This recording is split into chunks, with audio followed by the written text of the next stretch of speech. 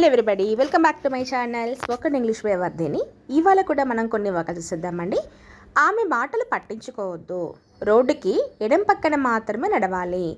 Road మీద నడిచేటప్పుడు కొన్ని నియమాలు పాటించాలి. ఎప్పుడైనా నువ్వు దాని గురించి నాకు చెప్పావా? మరి మీకు వీడియో మొత్తం స్కిప్ చేయకుండా చూడండి. నచ్చితే లైక్ చేయండి, షేర్ చేయండి.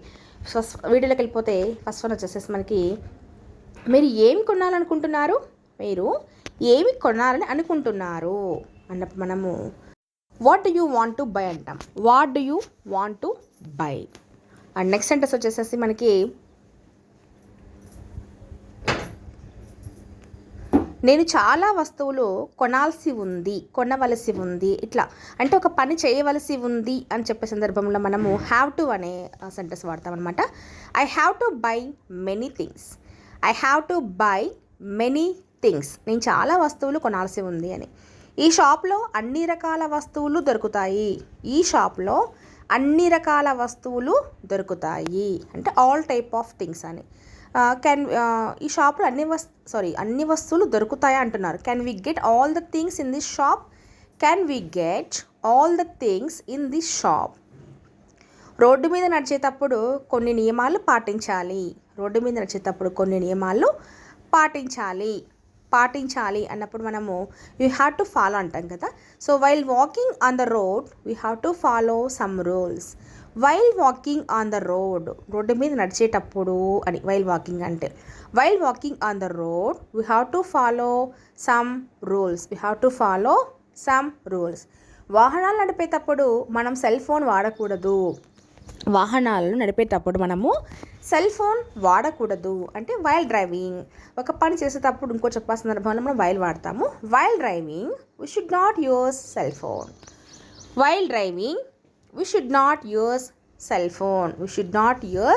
Cell phone. రోడ్డుకి ఎడమ పక్కన మాత్రమే నడవాలి. We should walk on the left side of the road only. మాత్రమే అంటున్నావు కాబట్టి ఇక్కడ ఓన్లీ అనే వర్డ్ వాడచ్చు అనమాట. We should walk on the left side of the road only. ఎడమవైపు మాత్రమే నడవాలి రోడ్ పైన అని మీనింగ్ అనమాట. నీకు పంపించమని ఎవరు చెప్పారు? నీకు పంపమని ఎవరు చెప్పారు అంటున్నాం. అంటే who told you to send.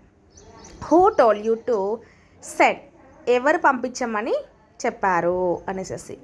నీకు చూడమని ఎవరు చెప్పారు? Who told you to see. ఎవరు చూడమని చెప్పారు నీకు అనేసి. ఎవరు వెళ్ళొద్దని చెప్పారు? ఇక్కడ నెగిటివ్ చెప్తున్నాం. ఎవరు మీకు వెళ్ళొద్దని చెప్పారు అంటే who said not to go. చెప్పారు. సో పాస్ట్ టెన్స్ అయిపోయింది ఇక్కడ కాబట్టి సెడ్ వచ్చింది. Who said not to go. ఎవరు వెళ్ళొద్దని చెప్పారు అని. నీకు నువ్వే ఆలోచించుకో. థింక్ ఫర్ యువర్ సెల్ఫ్ అంటాం. నీకు నువ్వే ఆలోచించుకో అంటే థింక్ ఫర్ యువర్ సెల్ఫ్ అంటాం. మీ నుండి నేను ఏది దాచను అంటే దాయడం అన్నదాన్ని హైడ్ చేయడం అంటారు అనమాట. I will not hide anything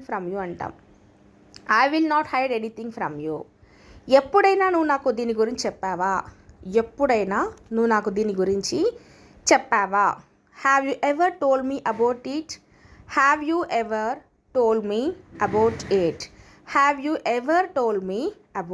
ఎప్పుడైనా నాకు దీని గురించి చెప్పావా నువ్వు అనేసి.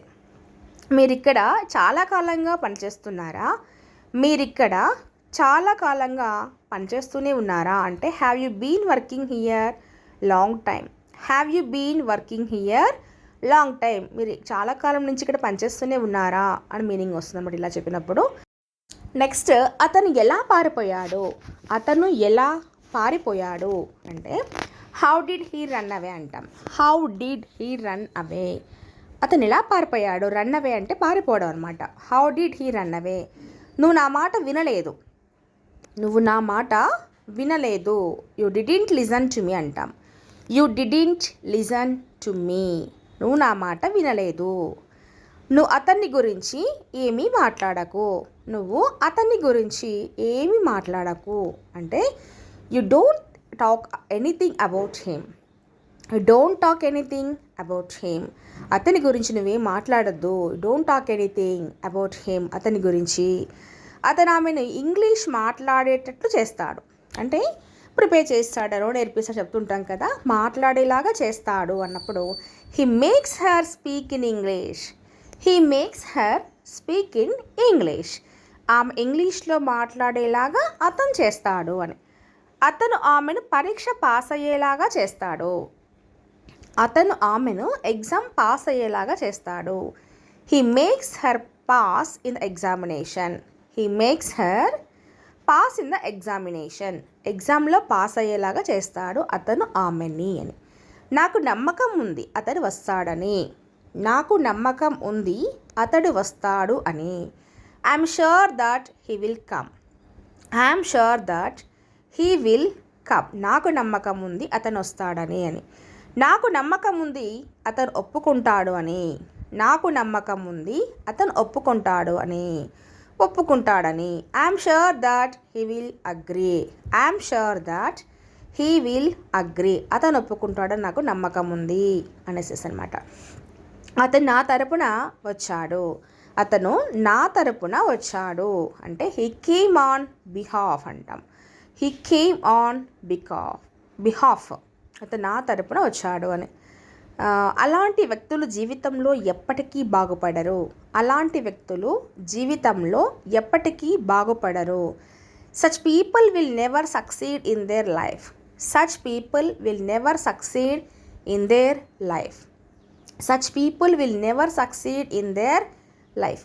ఆమె అడగక ముందే నేను చెప్పాను. ఆమె అడగక ముందే నేను చెప్పాను. I had told before she asked. I had told before she asked. ఆమె అడగక ముందే నేను చెప్పాను. ఎవరికి తెలుసు అతను ఎప్పుడు వస్తాడో? ఎవరికి తెలుసు అతను ఎప్పుడు వస్తాడో అంటే who knows when he comes. Who knows when he comes. ఎవరికి తెలుసు అతను ఎప్పుడు వస్తాడో? When he comes. ఎప్పుడు వస్తాడో అనేసి. ఎందుకైనా నిన్ను కాలేజ్కి పంపించేది అనే సందర్భంలో is this why we're sending you to the college. Is this why ఎందుకైనా we're sending you to the college. నిన్ను కాలేజ్ మేము పంపిస్తున్నది ఇందుకోసమేనా అని చెప్పే సందర్భంలో ఇలా వాడతాం అనమాట. అంటే ఇక్కడ ఈజ్ దిస్ వే అనేది కామన్గా వస్తుందన్నమాట. ఎందుకైనా మీనింగ్ వచ్చినప్పుడు పక్కన సెంటెన్స్ మారిపోతూ ఉంటుంది సందర్భాన్ని బట్టి.